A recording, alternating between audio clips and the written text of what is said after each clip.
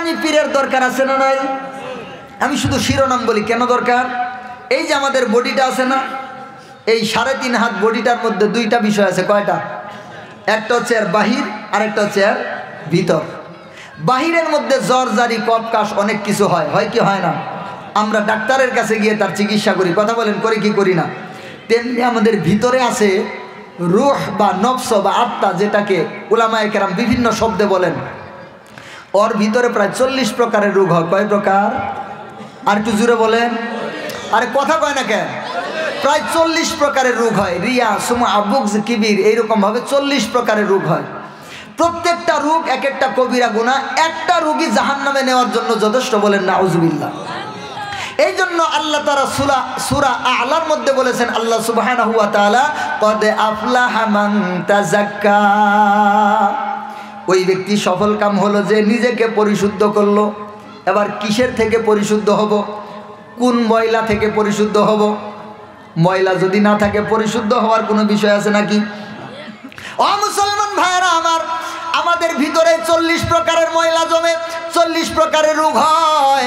আপনি যদি আপনার এলাকার গাইবান্ধার সবচাইতে বড় ডাক্তারের কাছে গিয়ে যদি বলেন, ডাক্তার সাহেব আমার কেমন যেন শুধু অহংকার অহংকার লাগে, ডাক্তারের কাছে গেছেন আপনি অহংকারের চিকিৎসা করার জন্য, যখন গিয়ে ডাক্তারকে বলছেন, ডাক্তার সাহেব আমার কেমন যেন অহংকার অহংকার লাগে, তো ডাক্তার সাহেব আপনাকে প্রেসক্রিপশন করবে সরাসরি পাবনা।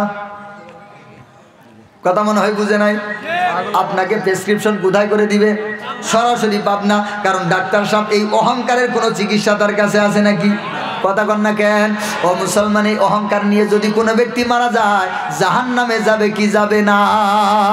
ও মুসলমান ভাইরা আমার, এই 40 প্রকার রোগের চিকিৎসা করার জন্য হক্কানি পীর মাশায়েখের দরকার, তবে তারা রাস্তা দেখায় দিবে। কিন্তু তুমি আমার দুই নয়নের তারার দয়াল বাইয়া বাইয়া, এই সমস্ত বিষয় তাদের সাথে হবে না।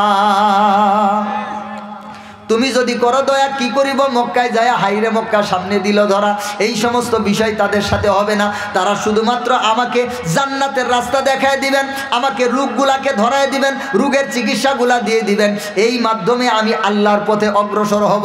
কিন্তু এই বিশ্বাস হবে না যে উনি আমাকে আল্লাহর সাথে মাধ্যম করে আল্লাহকে পাওয়ায় দিবে। এই বিশ্বাস হচ্ছে আবু জাহেলদের বিশ্বাস। আর মুসলমানের বিশ্বাস হলো, যেমন উস্তাদের কাছে গিয়ে আমরা কোরআন হাদিস শিখি, তেমনি পীর সাহেবের কাছে গিয়ে আমরা কোরআন হাদিস শিখে নিজেকে পরিশুদ্ধ করব। বুঝাইতে পারলাম? আল্লাহ জানে কত দূর বুঝলেন।